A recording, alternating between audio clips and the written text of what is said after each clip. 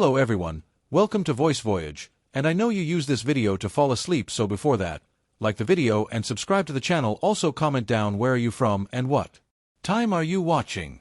Now get comfortable and relax. The Adventures of Sherlock Holmes. The Red-Headed League. By Sir Arthur Conan Doyle. 1. I had called upon my friend, Mr. Sherlock Holmes, one day in the autumn of last year and found him in deep conversation with a very stout, florid-faced, elderly gentleman with fiery red hair. With an apology for my intrusion, I was about to withdraw when Holmes pulled me abruptly into the room and closed the door behind me. "You could not possibly have come at a better time, my dear Watson," he said cordially. "I was afraid that you were engaged." "So I am." "Very much so. Then I can wait in the next room." "Not at all. This gentleman, Mr. Wilson, has been my partner and helper in many of my most successful cases, and I have no doubt that he will be of the utmost use to me in yours also." The stout gentleman half rose from his chair and gave a bob of greeting, with a quick little questioning glance from his small, fat, encircled eyes. "Try the settee," said Holmes, relapsing into his armchair and putting his fingertips together, as was his custom when in judicial moods. "I know, my dear Watson, that you share my love of all that is bizarre and outside the conventions and humdrum routine of everyday life. You have shown your relish for it by the enthusiasm which has prompted you to chronicle, and, if you will excuse my saying so, somewhat to embellish so many of my own little adventures. Your cases have indeed been of the greatest interest to me," I observed. "You will remember that I remarked the other day, just before we went into the very simple problem presented by Miss Mary Sutherland, that for strange effects and extraordinary combinations we must go to life itself, which is always far more daring than any effort of the imagination, a proposition which I took the liberty of doubting.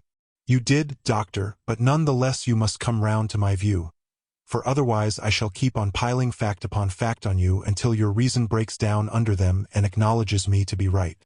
Now, Mr. Jabez Wilson here has been good enough to call upon me this morning, and to begin a narrative which promises to be one of the most singular which I have listened to for some time. You have heard me remark that the strangest and most unique things are very often connected not with the larger but with the smaller crimes, and occasionally, indeed, where there is room for doubt whether any positive crime has been committed. As far as I have heard, it is impossible for me to say whether the present case is an instance of crime or not, but the course of events is certainly among the most singular that I have ever listened to. Perhaps, Mr. Wilson, you would have the great kindness to recommence your narrative. I ask you not merely because my friend Dr. Watson has not heard the opening part, but also because the peculiar nature of the story makes me anxious to have every possible detail from your lips.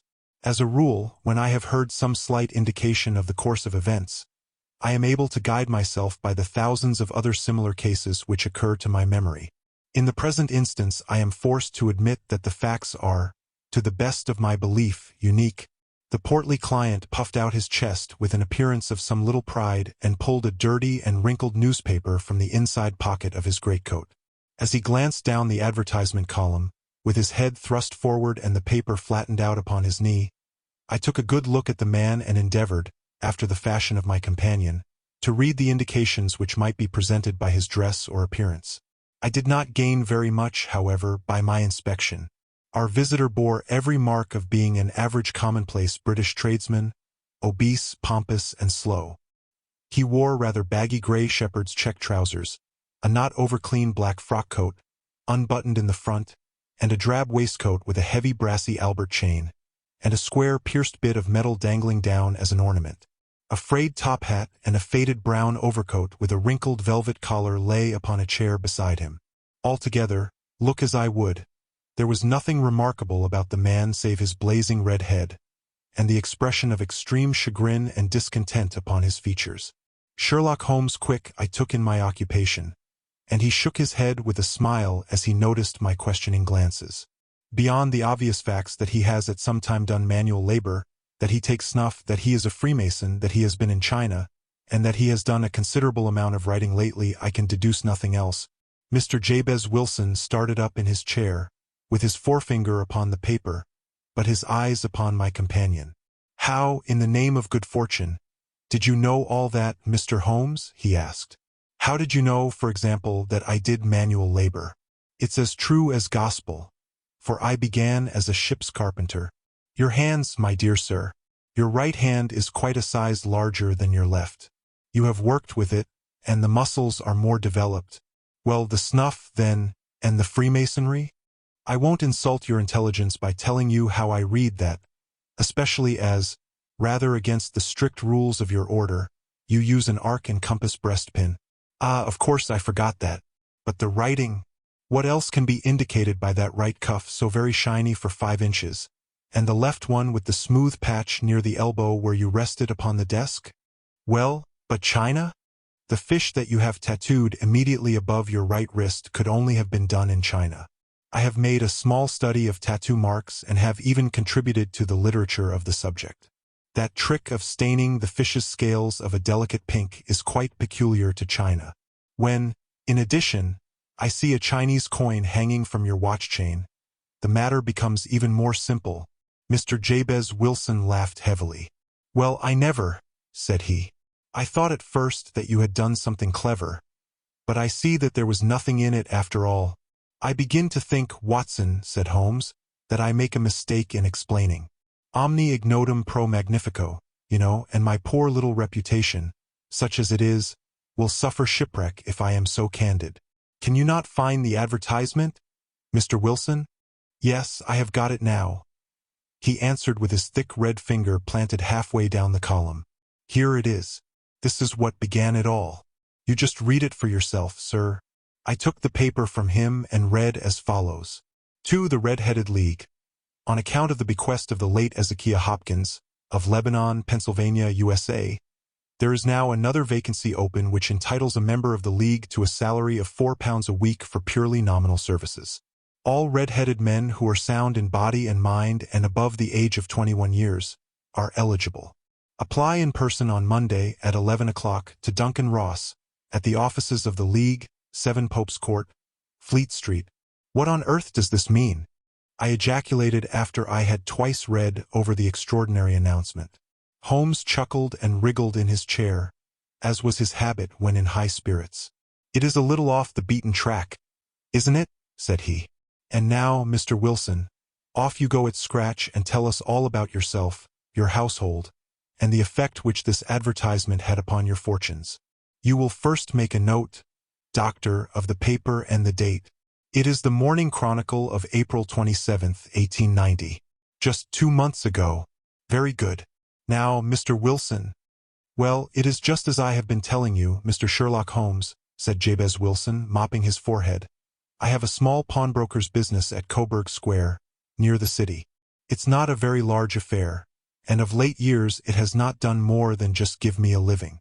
I used to be able to keep 2 assistants, but now I only keep 1, and I would have a job to pay him but that he is willing to come for half wages so as to learn the business. What is the name of this obliging youth? Asked Sherlock Holmes. His name is Vincent Spaulding, and he's not such a youth either. It's hard to say his age. I should not wish a smarter assistant, Mr. Holmes, and I know very well that he could better himself and earn twice what I am able to give him. But, after all, if he is satisfied, why should I put ideas in his head? Why, indeed? You seem most fortunate in having an employee who comes under the full market price. It is not a common experience among employers in this age. I don't know that your assistant is not as remarkable as your advertisement. Oh, he has his faults too, said Mr. Wilson. Never was such a fellow for photography. Snapping away with a camera when he ought to be improving his mind, and then diving down into the cellar like a rabbit into its hole to develop his pictures. That is his main fault, but on the whole he's a good worker. There's no vice in him. He is still with you, I presume? Yes, sir. He and a girl of 14 who does a bit of simple cooking and keeps the place clean. That's all I have in the house, for I am a widower and never had any family. We live very quietly, sir, the 3 of us, and we keep a roof over our heads and pay our debts, if we do nothing more. The first thing that put us out was that advertisement. Spaulding, he came down into the office just this day 8 weeks, with this very paper in his hand, and he says, I wish to the Lord, Mr. Wilson, that I was a red-headed man. Why that? I asks. Why, says he, here's another vacancy on the League of the Red-Headed Men. It's worth quite a little fortune to any man who gets it, and I understand that there are more vacancies than there are men, so that the trustees are at their wits' end what to do with the money. If my hair would only change color. Here's a nice little crib all ready for me to step into. Why, what is it, then? I asked. You see, Mr. Holmes, I am a very stay-at-home man, and as my business came to me instead of my having to go to it, I was often weeks on end without putting my foot over the doormat. In that way, I didn't know much of what was going on outside, and I was always glad of a bit of news. Have you never heard of the League of the Red-Headed Men? He asked with his eyes open. Never. Why, I wonder at that, for you are eligible yourself for one of the vacancies. And what are they worth? I asked. Oh, merely a couple of hundred a year, but the work is slight, and it need not interfere very much with one's other occupations. Well, you can easily think that made me prick up my ears, for the business has not been over good for some years, and an extra couple of hundred would have been very handy. Tell me all about it, said I. Well, said he, showing me the advertisement, you can see for yourself that the League has a vacancy, and there is the address where you should apply for particulars. As far as I can make out, the League was founded by an American millionaire, Ezekiah Hopkins, who was very peculiar in his ways. He was himself red-headed, and he had a great sympathy for all red-headed men. So, when he died, it was found that he had left his enormous fortune in the hands of trustees, with instructions to apply the interest to the providing of easy berths to men whose hair is of that color. From all I hear, it is splendid pay and very little to do. But, said I, there would be millions of red-headed men who would apply. Not so many as you might think, he answered. You see, it is really confined to Londoners and to grown men. This American had started from London when he was young, and he wanted to do the old town a good turn. Then, again, I have heard it is no use your applying if your hair is light red, or dark red, or anything but real bright, blazing, fiery red. Now, if you cared to apply, Mr. Wilson, you would just walk in. But perhaps it would hardly be worth your while to put yourself out of the way for the sake of a few £100. Now, it is a fact, gentlemen, as you may see for yourselves, that my hair is of a very full and rich tint, so that it seemed to me that if there was to be any competition in the matter, I stood as good a chance as any man that I had ever met. Vincent Spaulding seemed to know so much about it that I thought he might prove useful, so I just ordered him to put up the shutters for the day and to come right away with me. He was very willing to have a holiday, so we shut the business up and started off for the address that was given us in the advertisement. I never hoped to see such a sight as that again, Mr. Holmes.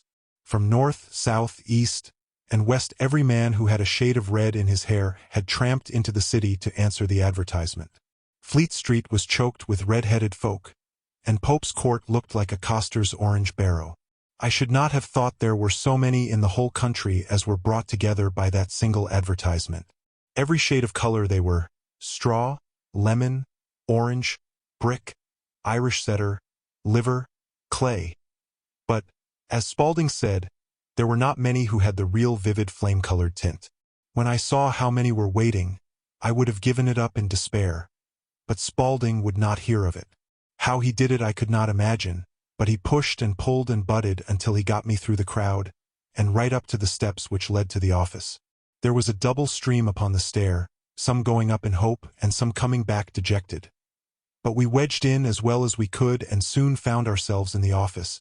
Your experience has been a most entertaining one, remarked Holmes as his client paused and refreshed his memory with a huge pinch of snuff. Pray continue your very interesting statement. There was nothing in the office but a couple of wooden chairs and a deal table, behind which sat a small man with a head that was even redder than mine. He said a few words to each candidate as he came up, and then he always managed to find some fault in them which would disqualify them. Getting a vacancy did not seem to be such a very easy matter after all. However, when our turn came, the little man was much more favorable to me than to any of the others, and he closed the door as we entered, so that he might have a private word with us. This is Mr. Jabez Wilson, said my assistant, and he is willing to fill a vacancy in the League, and he is admirably suited for it, the other answered. He has every requirement. I cannot recall when I have seen anything so fine. He took a step backward, cocked his head on one side, and gazed at my hair until I felt quite bashful. Then suddenly he plunged forward, wrung my hand, and congratulated me warmly on my success. "It would be injustice to hesitate," said he. "You will, however, I am sure, excuse me for taking an obvious precaution." With that he seized my hair in both his hands, and tugged until I yelled with the pain. "There is water in your eyes," said he as he released me. "I perceive that all is as it should be. But we have to be careful, for we have twice been deceived by wigs and once by paint. I could tell you tales of cobbler's wax which would disgust you with human nature." He stepped over to the window and shouted through it at the top of his voice that the vacancy was filled. A groan of disappointment came up from below, and the folk all trooped away in different directions until there was not a redhead to be seen except my own and that of the manager. "My name," said he, "is Mr. Duncan Ross, and I am myself one of the pensioners upon the fund left by our noble benefactor. Are you a married man, Mr. Wilson? Have you a family?" I answered that I had not. His face fell immediately. "Dear me," he said gravely, "that is very serious indeed. I am sorry to hear you say that. The fund was, of course, for the propagation and spread of the redheads as well as for their maintenance. It is exceedingly unfortunate that you should be a bachelor." My face lengthened at this, Mr. Holmes, for I thought that I was not to have the vacancy after all. But after thinking it over for a few minutes, he said that it would be all right. "In the case of another," said he, "the objection might be fatal, but we must stretch a point in favor of a man with such a head of hair as yours. When shall you be able to enter upon your new duties?" "Well, it is a little awkward, for I have a business already," said I. "Oh, never mind about that, Mr. Wilson," said Vincent Spaulding. "I should be able to look after that for you." "What would be the hours?" I asked. 10 to 2. "Now a pawnbroker's business is mostly done of an evening, Mr. Holmes, especially Thursday and Friday evening, which is just before payday. So it would suit me very well to earn a little in the mornings. Besides, I knew that my assistant was a good man, and that he would see to anything that turned up." "That would suit me very well," said I. "And the pay?" "Is £4 a week." "And the work?" "Is purely nominal." "What do you call purely nominal?" "Well, you have to be in the office, or at least in the building, the whole time. If you leave, you forfeit your whole position forever. The will is very clear upon that point.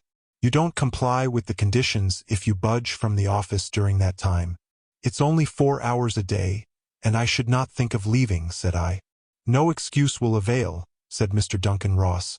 "Neither sickness nor business nor anything else. There you must stay, or you lose your billet.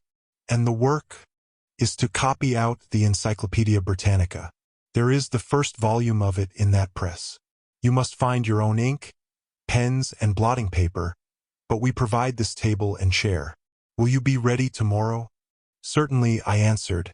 "Then, goodbye, Mr. Jabez Wilson, and let me congratulate you once more on the important position which you have been fortunate enough to gain."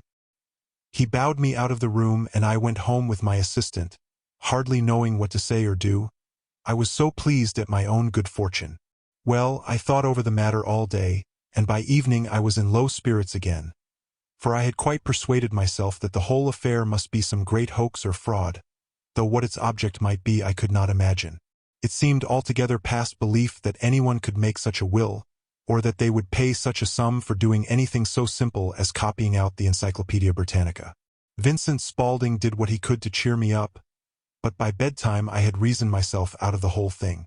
However, in the morning I determined to have a look at it anyhow, so I bought a penny bottle of ink, and with a quill pen and 7 sheets of foolscap paper, I started off for Pope's Court. Well, to my surprise and delight, everything was as right as possible. The table was set out ready for me, and Mr. Duncan Ross was there to see that I got fairly to work. He started me off upon the letter A, and then he left me, but he would drop in from time to time to see that all was right with me. At 2 o'clock he bade me good day, complimented me upon the amount that I had written, and locked the door of the office after me. This went on day after day, Mr. Holmes, and on Saturday the manager came in and planked down 4 golden sovereigns for my week's work. It was the same next week and the same the week after. Every morning I was there at 10, and every afternoon I left at 2. By degrees Mr. Duncan Ross took to coming in only once of a morning, and then, after a time, he did not come in at all.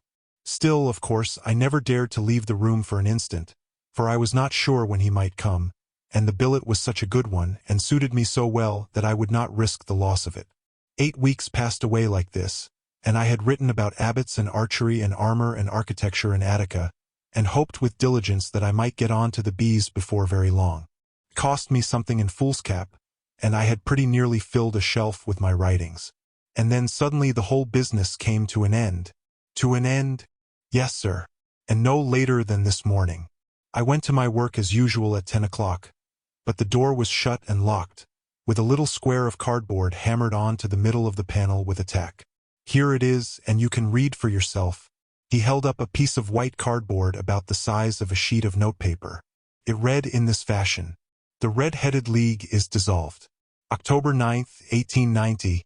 Sherlock Holmes and I surveyed this curt announcement and the rueful face behind it, until the comical side of the affair so completely overtopped every other consideration that we both burst out into a roar of laughter.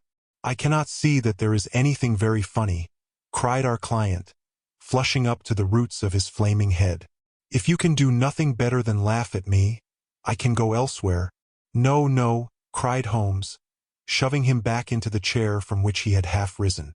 "I really wouldn't miss your case for the world. It is most refreshingly unusual. But there is, if you will excuse my saying so, something just a little funny about it.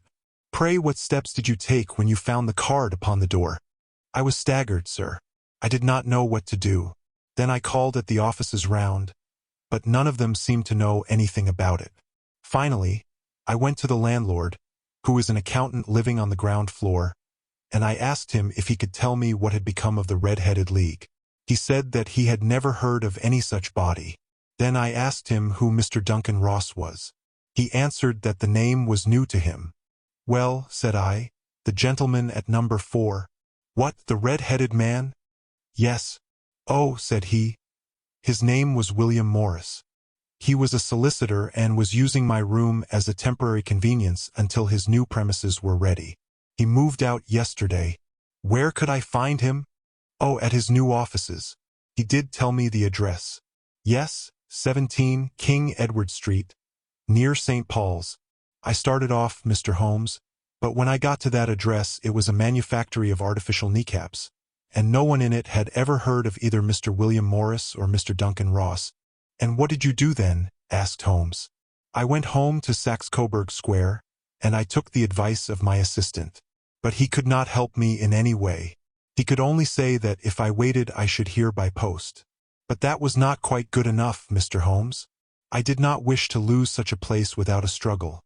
So, as I had heard that you were good enough to give advice to poor folk who were in need of it, I came right away to you."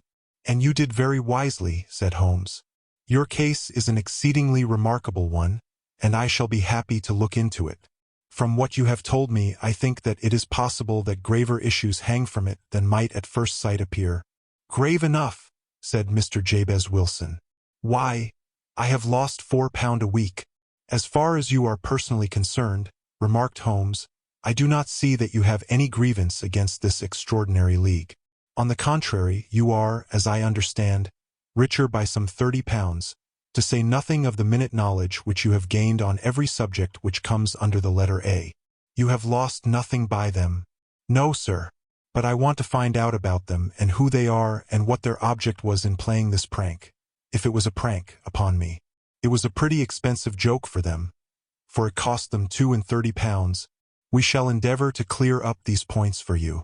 And, first, 1 or 2 questions, Mr. Wilson.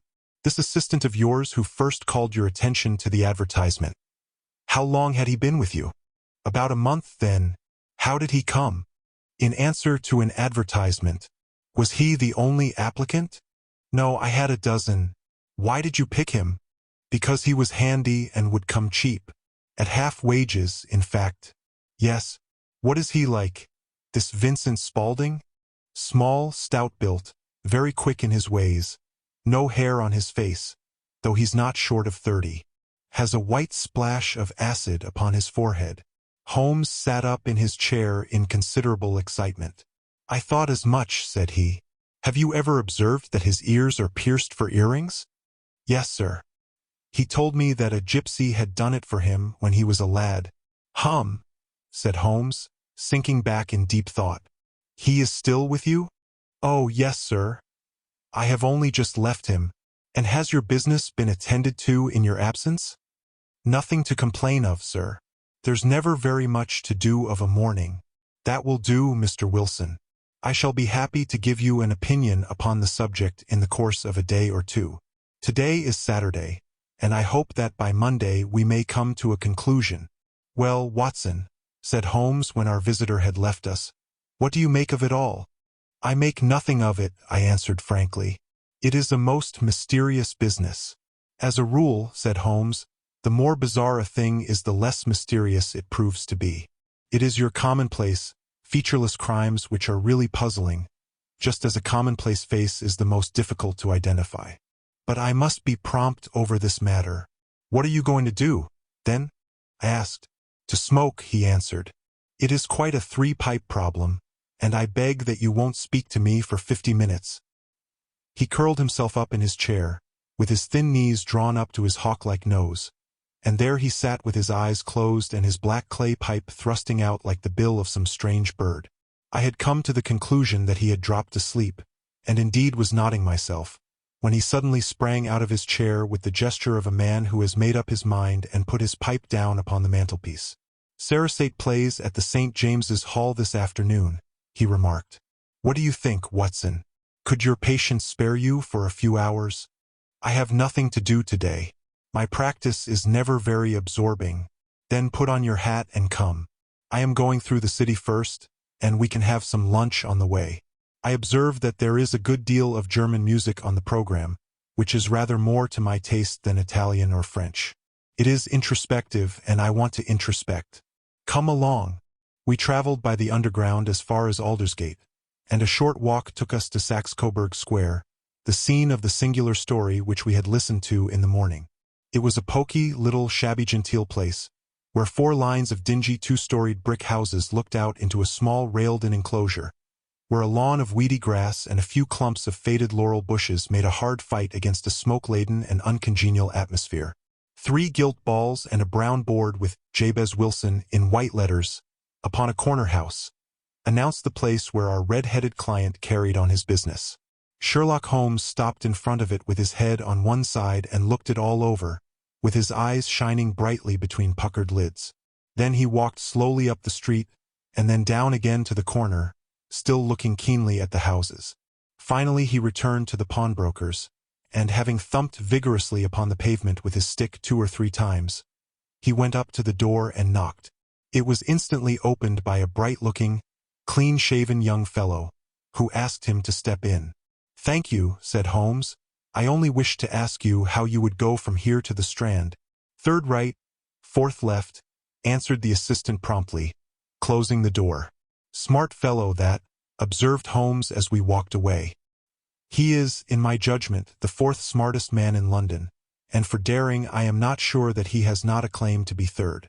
I have known something of him before."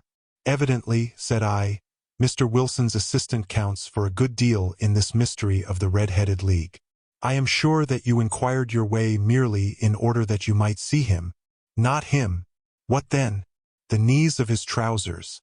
"And what did you see?" "What I expected to see." "Why did you beat the pavement?" "My dear doctor, this is a time for observation, not for talk. We are spies in an enemy's country. We know something of Saxe-Coburg Square. Let us now explore the parts which lie behind it." The road in which we found ourselves as we turned round the corner from the retired Saxe-Coburg Square presented as great a contrast to it as the front of a picture does to the back. It was one of the main arteries which conveyed the traffic of the city to the north and west. The roadway was blocked with the immense stream of commerce flowing in a double tide inward and outward, while the footpaths were black with the hurrying swarm of pedestrians. It was difficult to realize as we looked at the line of fine shops and stately business premises that they really abutted on the other side upon the faded and stagnant square which we had just quitted. "Let me see," said Holmes, standing at the corner and glancing along the line. "I should like just to remember the order of the houses here. It is a hobby of mine to have an exact knowledge of London. There is Mortimer's, the tobacconist, the little newspaper shop, the Coburg branch of the City and Suburban Bank, the Vegetarian Restaurant, and McFarland's Carriage Building Depot. That carries us right on to the other block. And now, Doctor, we've done our work, so it's time we had some play. A sandwich and a cup of coffee, and then off to Violin Land, where all is sweetness and delicacy and harmony, and there are no red-headed clients to vex us with their conundrums. My friend was an enthusiastic musician, being himself not only a very capable performer but a composer of no ordinary merit. All the afternoon he sat in the stalls wrapped in the most perfect happiness, gently waving his long, thin fingers in time to the music, while his gently smiling face and his languid, dreamy eyes were as unlike those of Holmes the sleuth-hound, Holmes the relentless, keen-witted, ready-handed criminal agent, as it was possible to conceive.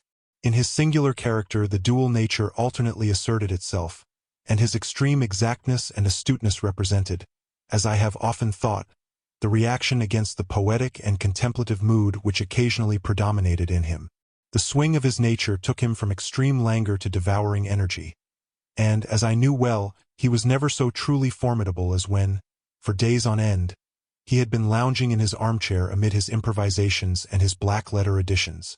Then it was that the lust of the chase would suddenly come upon him, and that his brilliant reasoning power would rise to the level of intuition, until those who were unacquainted with his methods would look askance at him as on a man whose knowledge was not that of other mortals. When I saw him that afternoon so enwrapped in the music at St. James's Hall, I felt that an evil time might be coming upon those whom he had set himself to hunt down. "You want to go home, no doubt, Doctor," he remarked as we emerged. "Yes, it would be as well. And I have some business to do which will take some hours. This business at Coburg Square is serious." "Why serious?" "A considerable crime is in contemplation. I have every reason to believe that we shall be in time to stop it. But today being Saturday rather complicates matters. I shall want your help tonight." "At what time?" "10 will be early enough. I shall be at Baker Street at 10. "Very well. And I say, Doctor, there may be some little danger, so kindly put your army revolver in your pocket." He waved his hand, turned on his heel, and disappeared in an instant among the crowd. I trust that I am not more dense than my neighbors, but I was always oppressed with a sense of my own stupidity in my dealings with Sherlock Holmes. Here I had heard what he had heard, I had seen what he had seen, and yet from his words it was evident that he saw clearly not only what had happened but what was about to happen, while to me the whole business was still confused and grotesque. As I drove home to my house in Kensington I thought over it all, from the extraordinary story of the red-headed copier of the encyclopedia down to the visit to Saxe-Coburg Square, and the ominous words with which he had parted from me. What was this nocturnal expedition, and why should I go armed? Where were we going, and what were we to do? I had the hint from Holmes that this smooth-faced pawnbroker's assistant was a formidable man, a man who might play a deep game. I tried to puzzle it out, but gave it up in despair and set the matter aside until night should bring an explanation. It was 9:15 when I started from home and made my way across the park, and so through Oxford Street to Baker Street. 2 hansoms were standing at the door, and as I entered the passage I heard the sound of voices from above. On entering his room, I found Holmes in animated conversation with 2 men, one of whom I recognized as Peter Jones, the official police agent, while the other was a long, thin, sad-faced man, with a very shiny hat and oppressively respectable frock-coat. "Ha! Our party is complete," said Holmes, buttoning up his pea-jacket and taking his heavy hunting crop from the rack. "Watson, I think you know Mr. Jones of Scotland Yard? Let me introduce you to Mr. Merryweather, who is to be our companion in tonight's adventure. We're hunting in couples again, Doctor, you see," said Jones in his consequential way. "Our friend here is a wonderful man for starting a chase. All he wants is an old dog to help him to do the running down. I hope a wild goose may not prove to be the end of our chase," observed Mr. Merryweather gloomily. "You may place considerable confidence in Mr. Holmes, sir," said the police agent loftily.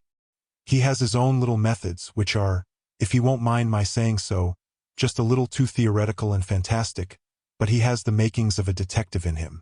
It is not too much to say that once or twice, as in that business of the Sholto murder and the Agra treasure, he has been more nearly correct than the official force."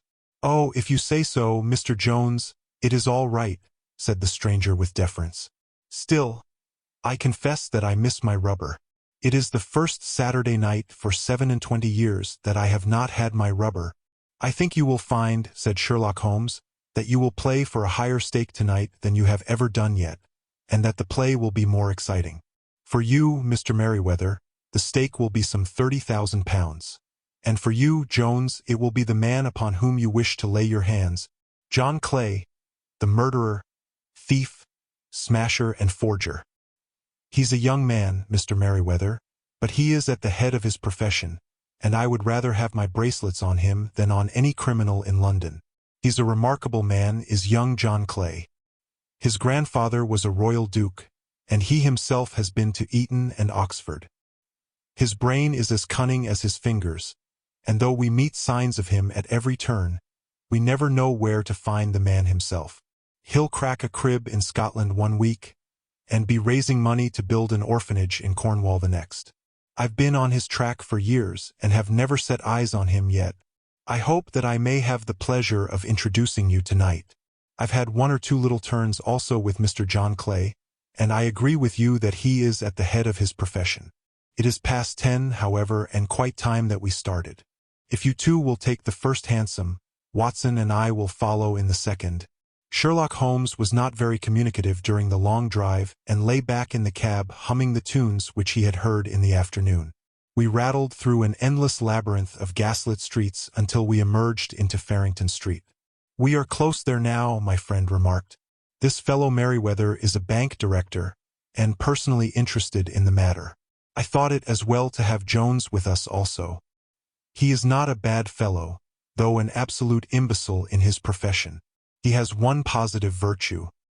He is as brave as a bulldog and as tenacious as a lobster if he gets his claws upon anyone. Here we are, and they are waiting for us. We had reached the same crowded thoroughfare in which we had found ourselves in the morning. Our cabs were dismissed, and, following the guidance of Mr. Merryweather, we passed down a narrow passage and through a side door, which he opened for us. Within there was a small corridor which ended in a very massive iron gate. This also was opened, and led down a flight of winding stone steps, which terminated at another formidable gate. Mr. Merryweather stopped to light a lantern, and then conducted us down a dark, earth-smelling passage and so, after opening a third door, into a huge vault or cellar, which was piled all round with crates and massive boxes. You are not very vulnerable from above, Holmes remarked as he held up the lantern and gazed about him. Nor from below, said Mr. Merryweather, striking his stick upon the flags which lined the floor. Why, dear me, it sounds quite hollow, he remarked, looking up in surprise. I must really ask you to be a little more quiet, said Holmes severely. You have already imperiled the whole success of our expedition. Might I beg that you would have the goodness to sit down upon one of those boxes, and not to interfere? The solemn Mr. Merryweather perched himself upon a crate, with a very injured expression upon his face, while Holmes fell upon his knees upon the floor and, with the lantern and a magnifying lens, began to examine minutely the cracks between the stones. A few seconds sufficed to satisfy him, for he sprang to his feet again and put his glass in his pocket. We have at least an hour before us, he remarked, for they can hardly take any steps until the good pawnbroker is safely in bed. Then they will not lose a minute, for the sooner they do their work the longer time they will have for their escape. We are at present, Doctor, as no doubt you have divined, in the cellar of the city branch of one of the principal London banks. Mr. Merryweather is the chairman of directors, and he will explain to you that there are reasons why the more daring criminals of London should take a considerable interest in this cellar at present. It is our French gold, whispered the director. We have had several warnings that an attempt might be made upon it. Your French gold? Yes. We had occasion some months ago to strengthen our resources and borrowed for that purpose 30,000 Napoleons from the Bank of France. It has become known that we have never had occasion to unpack the money, and that it is still lying in our cellar. The crate upon which I sit contains 2,000 Napoleons packed between layers of lead foil. Our reserve of bullion is much larger at present than is usually kept in a single branch office, and the directors have had misgivings upon the subject, which were very well justified, observed Holmes. And now it is time that we arranged our little plans. I expect that within an hour matters will come to a head. In the meantime, Mr. Merriweather, we must put the screen over that dark lantern. And sit in the dark? I am afraid so. I had brought a pack of cards in my pocket, and I thought that, as we were a party carry, you might have your rubber after all. But I see that the enemy's preparations have gone so far that we cannot risk the presence of a light. And, first of all, we must choose our positions. These are daring men, and though we shall take them at a disadvantage, they may do us some harm unless we are careful. I shall stand behind this crate, and do you conceal yourselves behind those. Then, when I flash a light upon them, close in swiftly. If they fire, Watson, have no compunction about shooting them down. I placed my revolver, cocked, upon the top of the wooden case behind which I crouched. Holmes shot the slide across the front of his lantern and left us in pitch darkness. Such an absolute darkness as I have never before experienced. The smell of hot metal remained to assure us that the light was still there, ready to flash out at a moment's notice. To me, with my nerves worked up to a pitch of expectancy, there was something depressing and subduing in the sudden gloom, and in the cold, dank air of the vault. "They have but one retreat," whispered Holmes. "That is back through the house into Saxe-Coburg Square. I hope that you have done what I asked you, Jones. I have an inspector and 2 officers waiting at the front door. Then we have stopped all the holes. And now we must be silent and wait." What a time it seemed! From comparing notes afterwards, it was but an hour and a quarter. Yet it appeared to me that the night must have almost gone, and the dawn be breaking above us. My limbs were weary and stiff, for I feared to change my position. Yet my nerves were worked up to the highest pitch of tension, and my hearing was so acute that I could not only hear the gentle breathing of my companions, but I could distinguish the deeper, heavier in-breath of the bulky Jones from the thin, sighing note of the bank director. From my position I could look over the case in the direction of the floor. Suddenly my eyes caught the glint of a light. At first it was but a lurid spark upon the stone pavement. Then it lengthened out until it became a yellow line, and then, without any warning or sound, a gash seemed to open and a hand appeared, a white, almost womanly hand, which felt about in the center of the little area of light. For a minute or more the hand, with its writhing fingers, protruded out of the floor. Then it was withdrawn as suddenly as it appeared, and all was dark again save the single lurid spark which marked a chink between the stones. Its disappearance, however, was but momentary. With a rending, tearing sound, one of the broad, white stones turned over upon its side and left a square, gaping hole, through which streamed the light of a lantern. Over the edge there peeped a clean-cut, boyish face, which looked keenly about it, and then, with a hand on either side of the aperture, drew itself shoulder-high and waist-high, until one knee rested upon the edge. In another instant he stood at the side of the hole and was hauling after him a companion, lithe and small like himself, with a pale face and a shock of very red hair. "It's all clear," he whispered. "Have you the chisel and the bags? Great Scott! Jump, Archie, jump, and I'll swing for it." Sherlock Holmes had sprung out and seized the intruder by the collar. The other dived down the hole, and I heard the sound of rending cloth as Jones clutched at his skirts. The light flashed upon the barrel of a revolver, but Holmes' hunting crop came down on the man's wrist, and the pistol clinked upon the stone floor. "It's no use, John Clay," said Holmes blandly. "You have no chance at all." "So I see," the other answered with the utmost coolness. "I fancy that my pal is all right, though I see you have got his coat-tails." "There are 3 men waiting for him at the door," said Holmes. "Oh, indeed. You seem to have done the thing very completely. I must compliment you." "And I you," Holmes answered. "Your red-headed idea was very new and effective." "You'll see your pal again presently," said Jones. "He's quicker at climbing down holes than I am. Just hold out while I fix the derbies." "I beg that you will not touch me with your filthy hands," remarked our prisoner as the handcuffs clattered upon his wrists. "You may not be aware that I have royal blood in my veins. Have the goodness, also, when you address me always to say sir and please." "All right," said Jones with a stare and a snigger. "Well, would you please, sir, march upstairs, where we can get a cab to carry your highness to the police station?" "That is better," said John Clay serenely. He made a sweeping bow to the three of us and walked quietly off in the custody of the detective. "Really, Mr. Holmes," said Mr. Merriweather as we followed them from the cellar, "I do not know how the bank can thank you or repay you. There is no doubt that you have detected and defeated in the most complete manner one of the most determined attempts at bank robbery that have ever come within my experience. I have had 1 or 2 little scores of my own to settle with Mr. John Clay," said Holmes. "I have been at some small expense over this matter, which I shall expect the bank to refund. But beyond that I am amply repaid by having had an experience which is in many ways unique, and by hearing the very remarkable narrative of the Red-Headed League. You see, Watson," he explained in the early hours of the morning as we sat over a glass of whiskey and soda in Baker Street, "it was perfectly obvious from the first that the only possible object of this rather fantastic business of the advertisement of the League, and the copying of the encyclopedia, must be to get this not overbright pawnbroker out of the way for a number of hours every day. It was a curious way of managing it, but really it would be difficult to suggest a better. The method was no doubt suggested to Clay's ingenious mind by the color of his accomplice's hair. The £4 a week was a lure which must draw him, and what was it to them who were playing for thousands? They put in the advertisement, "One rogue has the temporary office, the other rogue incites the man to apply for it," and together they managed to secure his absence every morning in the week. From the time that I heard of the assistant having come for half wages, it was obvious to me that he had some strong motive for securing the situation. But how could you guess what the motive was?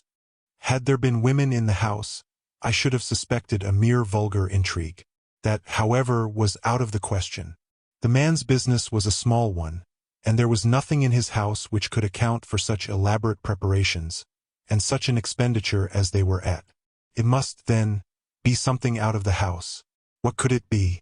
I thought of the assistant's fondness for photography, and his trick of vanishing into the cellar. The cellar! There was the end of this tangled clue. Then I made inquiries as to this mysterious assistant and found that I had to deal with one of the coolest and most daring criminals in London. He was doing something in the cellar, something which took many hours a day for months on end. What could it be? Once more, I could think of nothing save that he was running a tunnel to some other building. So far I had got when we went to visit the scene of action. I surprised you by beating upon the pavement with my stick.